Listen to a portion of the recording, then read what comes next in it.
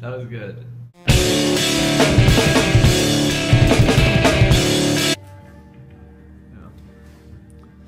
Did you take these photos or just find them? No, these are all from National Geographics. You spent a lot of time in Nag's Head? I did. I lived down there in the summer. Okay. Pretty much May through September every year. That's where my business is, photography. So I do beach stuff. And that pays for a lot of the weird art I get to come back and make later. I mean, I've always thought that like an artist doesn't need a day job or a straight job, but I've always liked to have one separate of my art to be able to steal stuff from and pull, not literally, I mean, well, like when I worked in a bar, I drew on napkins and, you know, so wherever I've worked, I've tried to mine that for stuff, ideas. But yeah, I mean, also ideas really more than anything, just because it gets you out of your head space, and you can be in normal life. I mean, I think of myself as kind of a reactionary artist, like I'm morphing and kind of changing, but you know, I'm reacting to whatever it is that I'm drawn to. These new ones literally are that process. Like I'm taking photos of. These are made from Alice in Wonderland, the original like 50s Disney. Okay. So I'm watching the video or watching the movie, and while it's playing, taking stills of, you know, approaching it like a photographer, you know, like photographing the movie and just sampling out what I like. And then I'll take that and then, you know, mix that back up and jam it back up together.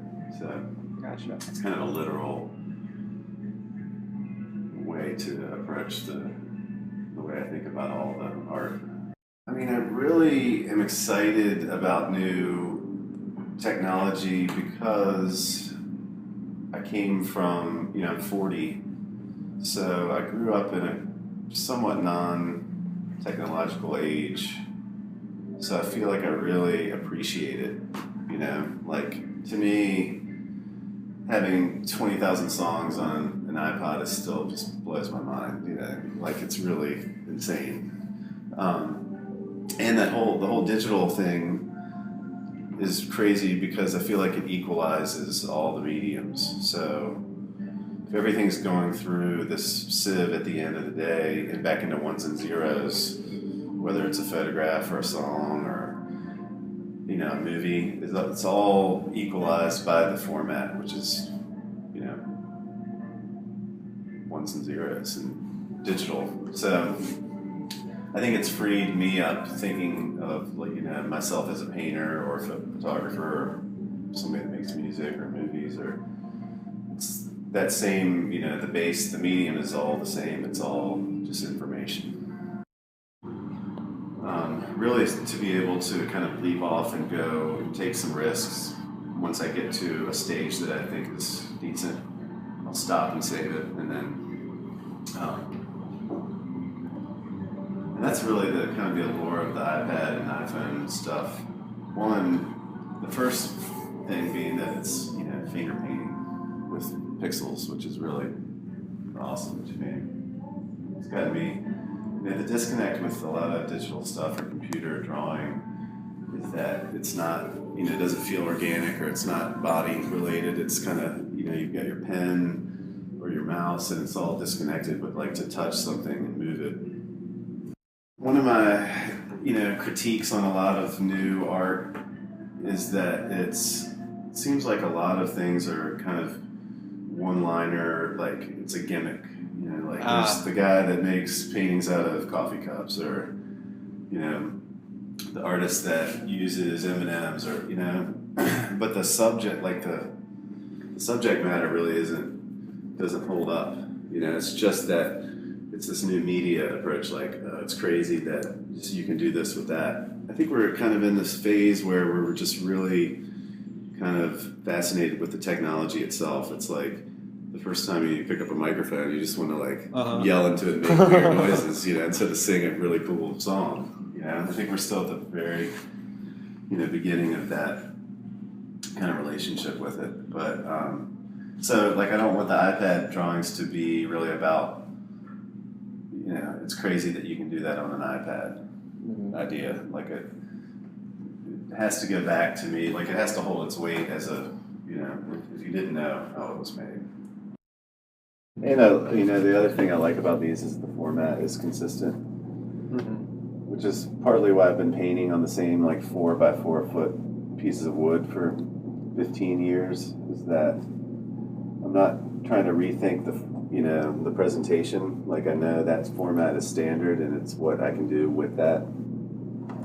It's like limiting in a good way. So this format, is consistent, which goes back to, more of the content being kind of what's important.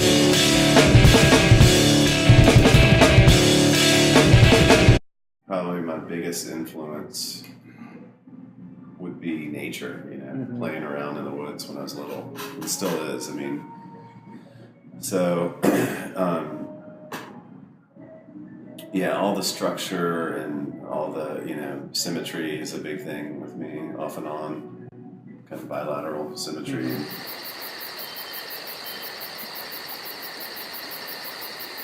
But I don't have the, patience or desire to really try and emulate nature or, depict it, but I want it to kind of allude to it.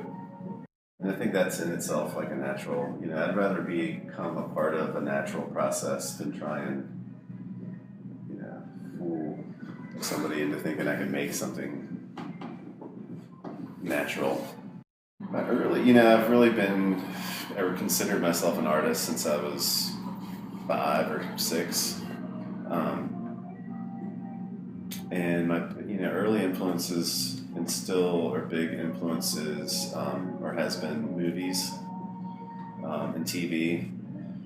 I think I came up and grew up at a time when there was a lot of really weird stuff happening on TV that still sticks with me. Like it's almost like a memory, but like Land of the Lost and all these crazy cartoons, and I was really into The Wizard of Oz. That was a big early thing, and I like to be scared a lot. I was really into horror movies, and I always thought and wanted to be a director. Really, growing up, and I still look to a lot of directors as influences or inspiration. And I really, then I got into, like in middle school, Salvador Dali and all the surrealists really kind of struck home with me, struck a chord. And then, now what I feel like my work is coming back to is the big influence of skateboard art and that whole culture, mid-'80s when skateboarding came back I was right in perfect age to be blown away by all that stuff. Like I'd go to the skate shop and it would be like a gallery, 50 boards up on a wall, all those crazy graphics. Yeah. Jim Phillips is one guy that's awesome, Santa Cruz artist. Pusshead, is a crazy, real graphic. And now looking back, like I see where a lot of that imagery was kind of appropriated from, or a lot of crazy old cartoon stuff, Tex Avery, all those 40s, 30s cartoons. Yeah, so then I was lucky, I was encouraged in art growing up, but there was always the cliche of you can do it, but it's going to be, you need a backup plan, or and for a long time, like I kind of bought into it and believed it, but I think that's like one of the biggest roadblocks to being an artist is kind of self-defeatingly saying like you can do it, but it's not really important, or it's not really a job, or it is if you make it a job. It's definitely easy to fall into that. The way I work on the artwork is kind of the way I do my whole work life.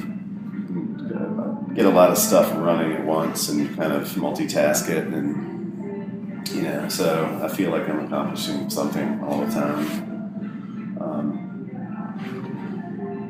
But and it's really hard to get to the point where you're standing in front of the painting. Like there's a million things that'll tell you not to do that. Constantly. Like there's always something more pressing than making a weird picture that might not even be anything.